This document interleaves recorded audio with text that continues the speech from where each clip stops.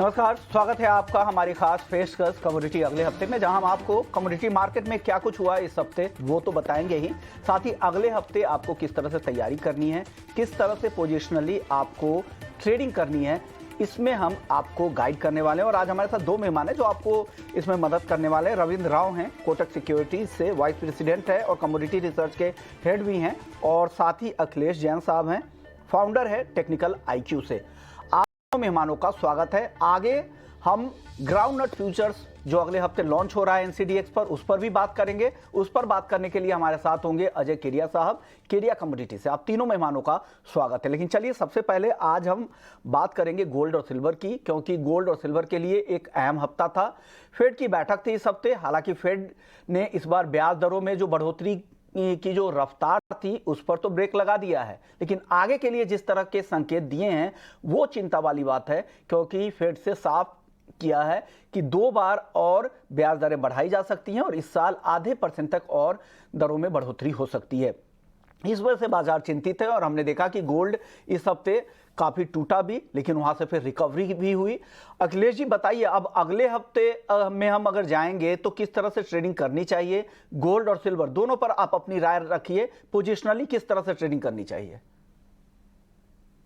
नमस्कार विष्णु मोहन जी। जैसे हम कल गोल्ड के अंदर एक शार्प मूवमेंट देखा, और जब अपने जो रिसेंट सपोर्ट था कॉमेक्स का, जो ये बाबा ले रहा था 1935 का, उसको ब्रिज किया, but meanwhile during the day उसने उस लेवल को वापस रिकवर किया। तो मुझे लगता है कि गोल्ड का जो पोजिशनली जो आउटलुक है तेजी का, वो कहीं ना कहीं जब भी कोई गिरावट आती है तो वहां से क्या है कि प्राइसेस को एक पुल बैक मिलता है। मुझे लगता है कि गोल्ड के जो भाव है नेक्स्ट वीक वो 1935 से 1985 के रेंज में स्क्वीज रहना चाहिए। यहाँ पे हमको दोनों ही तरफा मूवमेंट देखने को मिल सकते हैं। यहाँ पर एक पॉजिटिव चीज ये है गोल्ड के लिए कि जो डॉलर इंडेक्स है वो लगातार एक नरमी के साथ काम करा रहा है, और 102 102.50 के नीचे अगर वो डॉलर इंडेक्स मेंटेन रहता है तो कहीं ना कहीं निचले भाव से डॉलर गोल्ड को कहीं ना कहीं सपोर्ट मिलेगा। मुझे लगता है कि ट्रेडर्स को बोथ साइड प्ले की रणनीति रखनी चाहिए। अगर भाव 1985-80 डॉलर के आसपास आता है तो 1985 का एक स्टॉप लॉस मेंटेन रख के सेल करना चाहिए। वहीं अगर भाव 1940 के आसपास आते हैं तो 1935 के स्टॉप लॉस लेके यहाँ पे खरीदारी का काम कर सकते हैं। अभी अगर आज की बात करें तो गोल्ड में एक छोटे से स्टॉप लॉस से 59,525 के आसपास एक सेलिंग आप बना सकते हैं। इसमें जो स्टॉप लॉस है 59,600 के ऊपर का आप रखिए। नीचे में 59,225 59,050 तक के लक्ष्य देख सकते हैं। बिकॉज ये जो कॉन्ट्रैक्ट है अभी बहुत ज्यादा स्क्वीज है, एक रेंज चल रहा है, तो अभी जो क्वांटिटी है वो अपने मिनिमम ही रखिए, और हो सके तो मिनी लॉट्स में काम करने का रिकमेंडेशन है मेरा जी। तो ये सलाह अखिलेश जी की तरफ से गोल्ड और सिल्वर को लेकर है। रविंद्र जी भी हमारे साथ मौजूद है। रविंद्र जी, अगले हफ्ते के हिसाब से आपको क्या लग रहा है? काफी इवेंट वाला हफ्ता था गोल्ड के लिए।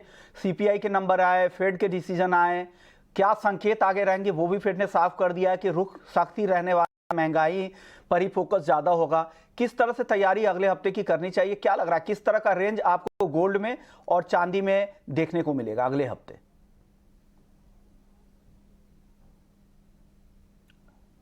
रविंद्र जी, चलिए रविंद्र जी के पास वापस से जाएंगे, उससे पहले कुछ सवाल ले लेते हैं। हमारे साथ कई सारे ऐसे दर्शक हैं जिनके सवाल भी हैं। पहला जो सवाल है वो है मयंक सिंह का। नेचुरल गैस के ऑप्शन में इन्हें ट्रेड करना है, क्या लग रहा है ऑप्शन में कुछ रणनीति है क्या आपके पास अखिलेश जी?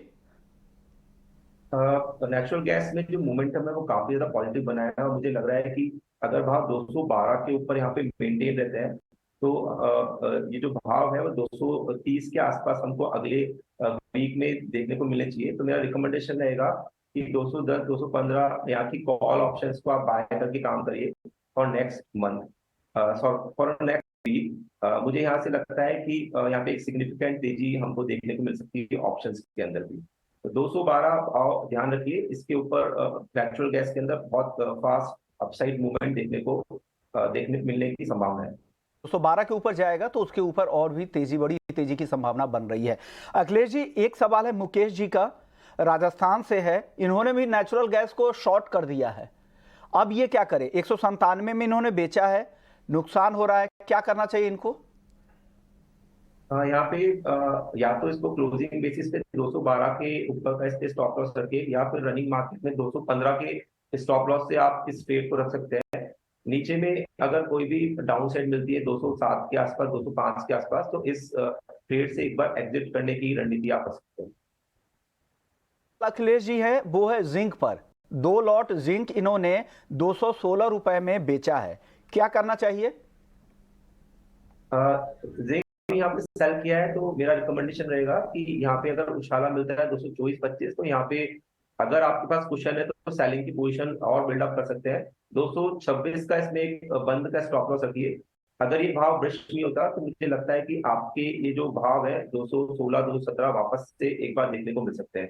तो हाल फिलहाल यहाँ पे 226 के ऊपर के एक स्टॉप लॉस आप मेंटेन रख सकते हैं और अपनी सेलिंग पोजीशन में आप खड़े रह सकते हैं। अखिलेश जी, अगला सवाल है मुकेश जी का। 2 लॉट कॉपर इन्होंने शॉर्ट कर रखा है 727 रुपए पर, क्या करना चाहिए इनको? कॉपर का जो मूवमेंट है वो काफी ज्यादा डाइसी है। यहाँ पे अगर शॉर्ट की कोई भी पोजीशन है आपके, तो यहाँ पे 740 का आप स्टॉप लॉस मेंटेन कर सकते हैं। भाव यहाँ से करेक्शन मिलता है तो 227-26 तक वापस आपको देखने को मिल सकते हैं।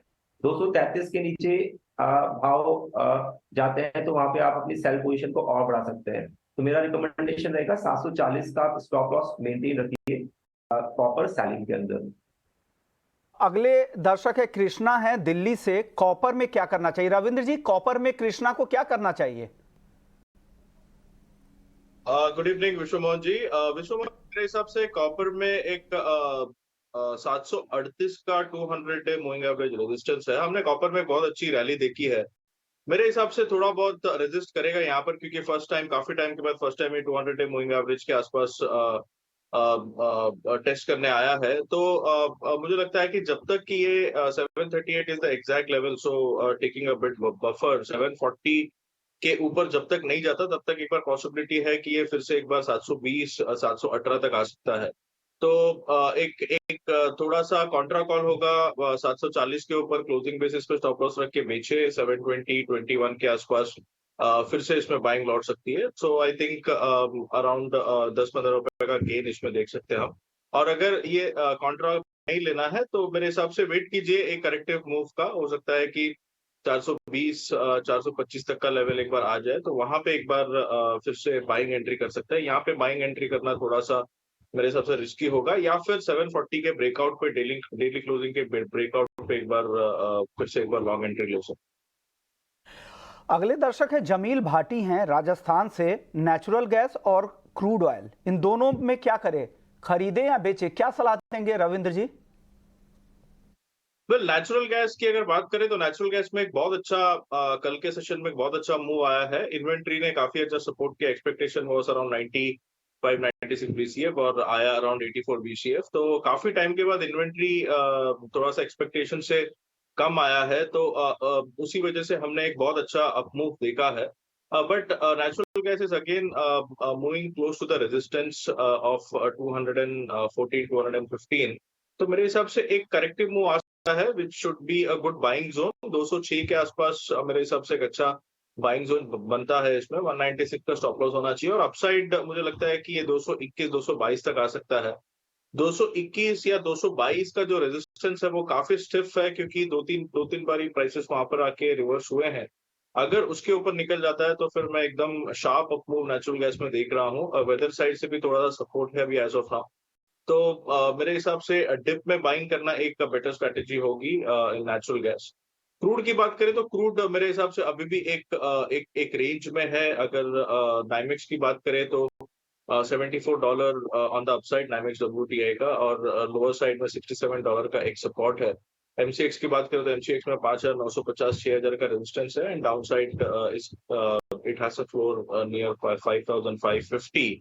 अगर फंडामेंटल्स की बात करें तो फंडामेंटली आई थिंक थोड़ा सा मिक्स्ड है। जो यूएस ने फेड रेट पॉज किया है वो तो पॉजिटिव है, लेकिन उन्होंने जो फॉरवर्ड गाइडेंस दिया है कि इस साल में अराउंड और 2 रेट हाइक हो सकते हैं, आई think that has impacted crude prices, जो कि थोड़े से जिसकी वजह से करेक्शन देखा है हमने। लेकिन चाइना से जो स्टिमुलस का पैकेज आया है, I think that is supportive for crude oil prices. तो मेरे हिसाब से दोनों bullish as well as bearish triggers है। तो that's why we are expecting crude एक दायरे में ही ट्रेड करेगा। तो जैसे मैंने रेंज बताया वो रेंज में ट्रेड करना चाहिए। इसमें से अगर निकल जाता है तो फिर हमें एक डायरेक्शन मिल सकता है। अगले दर्शक का सवाल ले लेते हैं। अगले दर्शक हमारे साथ किशन है नासिक से। चांदी इन्होंने शॉर्ट किया है 71,550 रुपए में। क्या करना चाहिए रविंद्र जी? अगले हफ्ते के हिसाब से बताइए क्या करें। चांदी में हमने एक बहुत ही अच्छा रिकवरी कल के सेशन में देखा है। तो मेरे हिसाब से एक short term, I would say एक शॉर्ट टर्म बॉटम जैसा बन के प्राइसेस में एक रिकवरी देखा है हमने। पिछली बार भी 70,000 के आसपास से रिवर्सल हुआ था। इस बार भी 70,000 रीच नहीं किया और हमने एक शार्प अप मूव कल के सेशन में देखा है। जो कल का मॉर्निंग का सेशन का जो फॉल था that was on back of Fed का फॉरवर्ड गाइडेंस। लेकिन अगर आप डेटा स्पेसिफिक देखें तो ऊपर से जो जॉबलेस क्लेम्स के डेटा आए हैं, आई थिंक दैट हैज डिसअपॉइंटेड। और दूसरा जो ईसीबी से जो स्ट्रॉन्ग हॉकिश स्टेटमेंट्स आए हैं after taking the rate for 25 basis points, उसने डॉलर पे एक प्रेशर डाला है और डॉलर इंडेक्स में हमने एक अच्छा खासा फॉल देखा which has come down close to 102। Yields में भी हमने एक गिरावट देखी है। तो ये सारा फैक्टर जो है वो प्रेशियस मेटल्स के लिए सपोर्टिव है और उसी वजह से गोल्ड और सिल्वर दोनों में ही हमने एक पॉजिटिव मोमेंटम देखा है। हमें लगता है कि सिल्वर में फिर से एक बार silver might try to retest 73,500। So 72,000 would be a good entry level. तो स्टॉप लॉस है वो अराउंड 71,200 का होना चाहिए और अपसाइड मुझे लगता है कि एक बार 73,500 सिल्वर फिर से टेस्ट वैसे। ओके, अगले दर्शक हमारे साथ है पवन है हिसार से। ग्वारसीड और धनिया पर राय चाहिए। अखिलेश जी क्या राय देंगे ग्वारसीड और कोरिएंडर दोनों पर?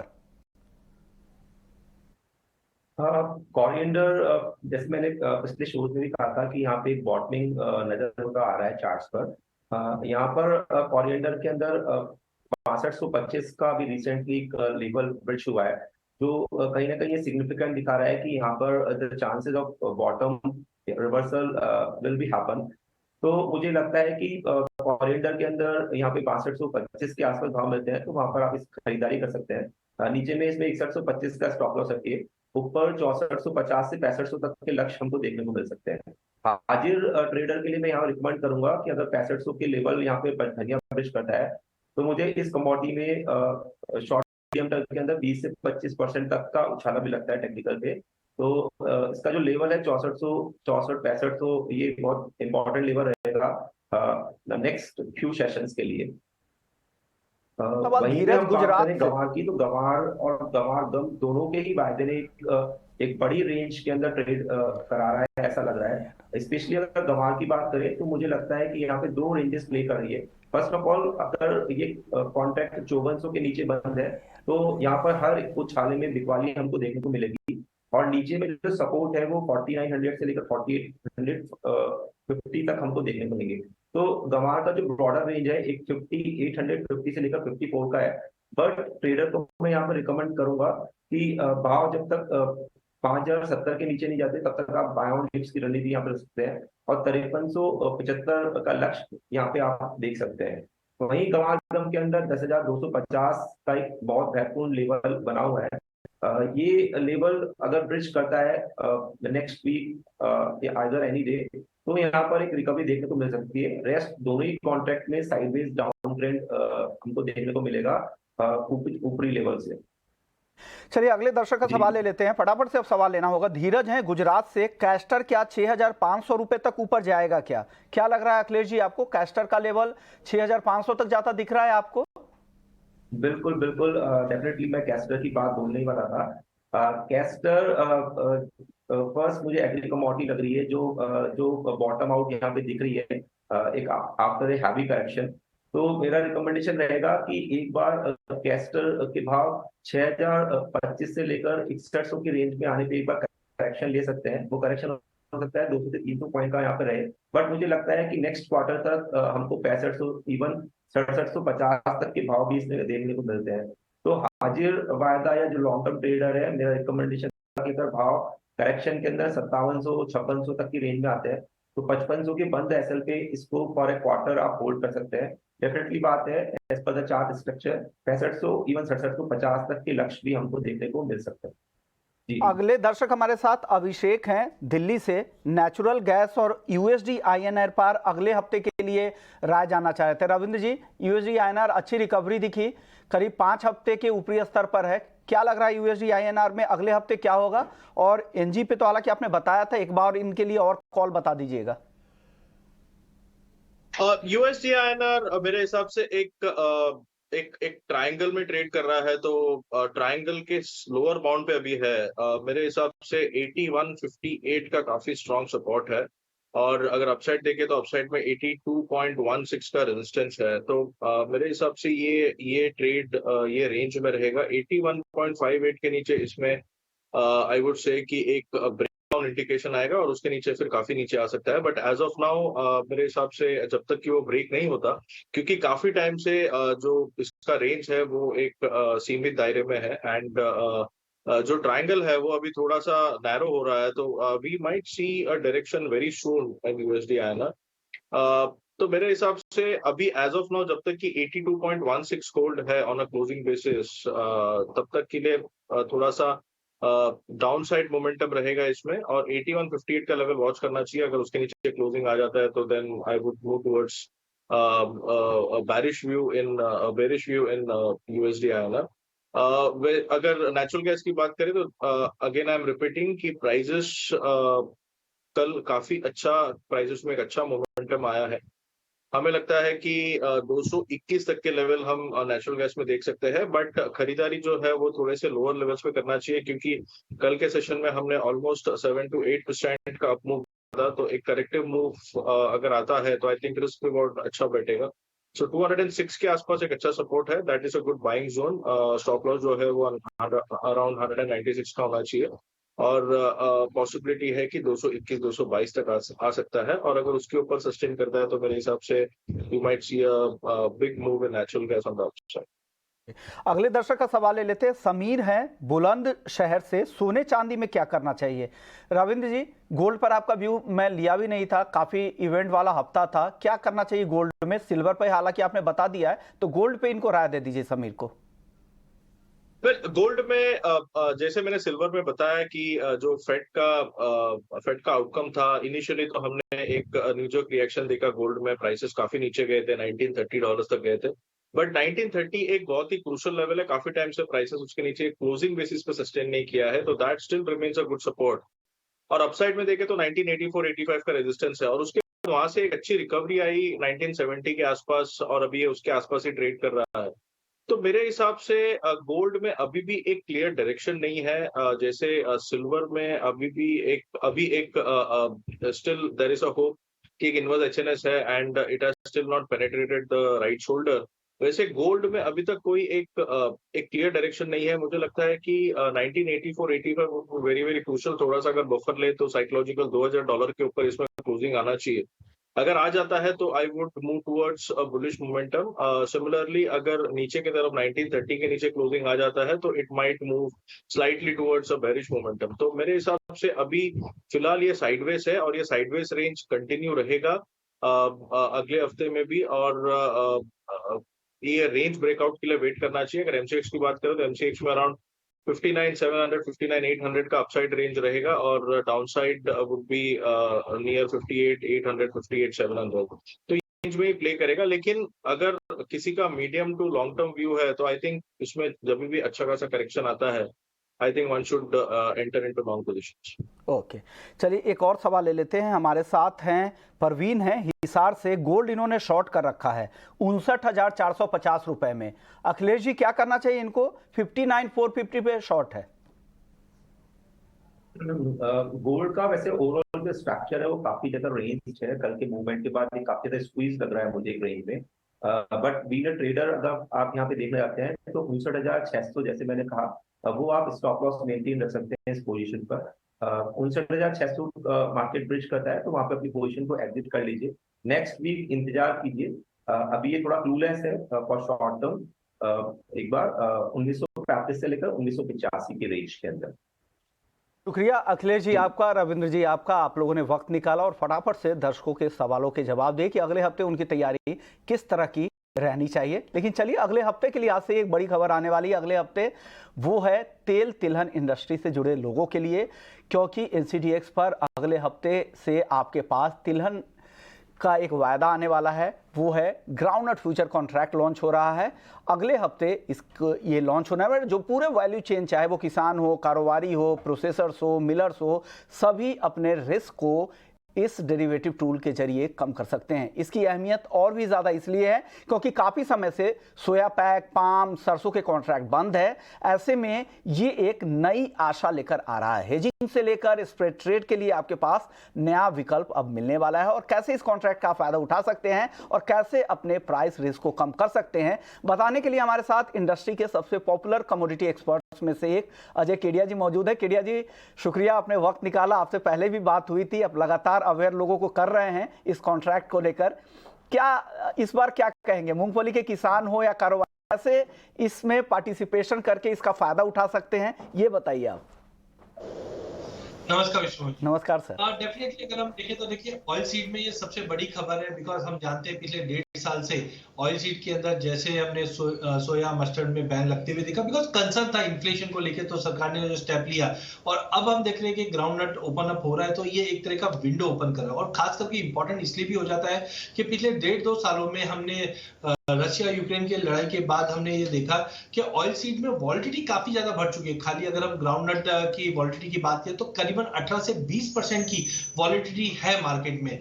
अब जब भी कोई कमोडिटी में वॉलिटिलिटी होती है तो एक चीज समझिए कि मार्केट के फंडामेंटल और मार्केट में जो डिमांड सप्लाई है वो कहीं ना कहीं मिसमैच है। जैसे कि हम जानते हैं कि 2023 के अंदर ग्राउंडनट के अंदर 11% का बड़ा जंप आया, क्योंकि एक तरफ हम स्ट्रॉन्ग डिमांड देख रहे हैं, दूसरी तरफ हम देख रहे हैं कि प्रोसेसर से जो सप्लाई है वो कहीं ना कहीं कम होते जा रही है। इस बार की अगर सोई के आंकड़े देखें तो भाव ऊंचे होने की वजह से लगभग पिछले साल के मुकाबले 9.38% से ज्यादा की स्विंग होगी। तो इस वॉलेटिलिटी से बचे कैसे?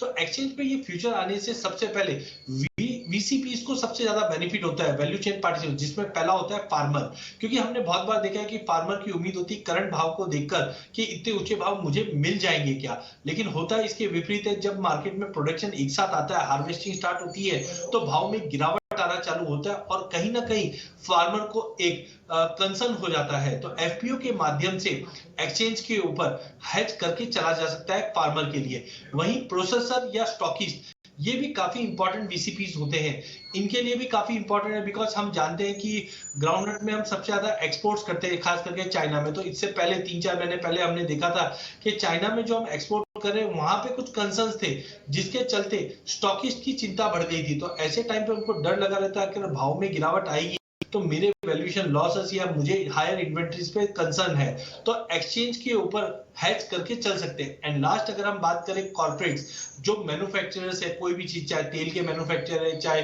मिल के मैन्युफैक्चरर है, इनके लिए प्रोक्योरमेंट करना काफी इंपॉर्टेंट होता है कि मैं सही भाव पे, सही क्वांटिटी, सही टाइम पे मैं प्रोक्योर कर पाऊं। तो सबसे बड़ा बेनिफिट इनके लिए होता है, क्योंकि एक्सचेंज पे लेट से 12% के 10 से 12% का जो मार्जिन होता है, तो कहीं ना कहीं इनका वर्किंग कैपिटल में बचत होती है अगर एक्सचेंज के माध्यम से करें। क्वालिटी की एश्योरेंस एक्सचेंज के ऊपर होती है, प्राइस की एश्योरेंस होती है, तो कहीं ना कहीं वैल्यू चेन पार्टिसिपेंट को, चाहे फार्मर हो, चाहे स्टॉकिस्ट हो, चाहे प्रोसेसर, और सबसे बड़ा जो कॉर्पोरेट्स मैन्युफैक्चरिंग में, यहाँ पे ये अपनी क्वांटिटी क्वालिटी फिक्स कर सकते हैं और वर्किंग कैपिटल को भी बचा सकते हैं। विश्व से चीन की डिमांड है, चीन में डिमांड है मूंगफली को लेकर, और ऐसे समय में अपना वायदा भी आ रहा है और कोई वायदा है नहीं तो तेल तिलहन का, तो क्या लग रहा है ये बेंचमार्क कॉन्ट्रैक्ट एक साबित हो सकता है क्या?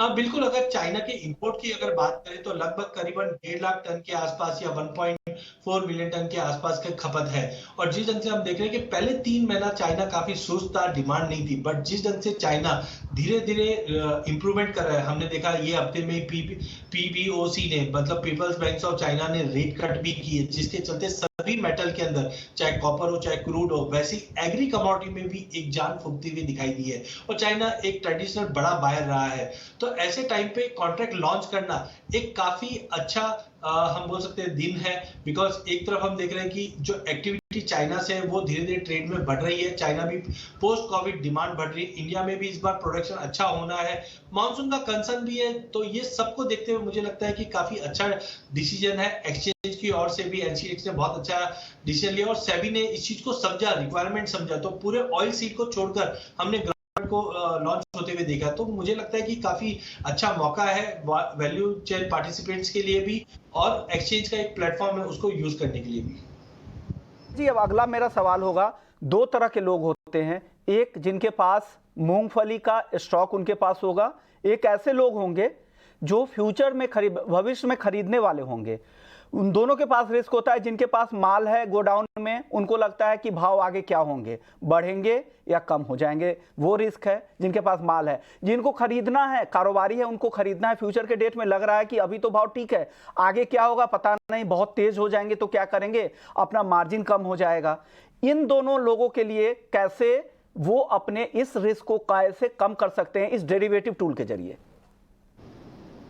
बिल्कुल अच्छा सवाल है विष्णु जी। पहले आप समझिए कि इंडियन व्यापारी हमेशा ये देखता है कि मुझे प्रॉफिट प्राइस फ्लक्चुएशन से नहीं ऑपरेशन से बने। तो यहाँ पे उनको हेजिंग करना काफी इंपॉर्टेंट है। अगर सपोज व्यापारी जिसके पास 200 टन या 50 टन या 100 टन का स्टॉक पड़ा है, तो सबसे बड़ी चिंता होती है कि कल को अगर इस भाव में गिरावट आती है तो मैं कहीं ना कहीं लॉस खाऊंगा।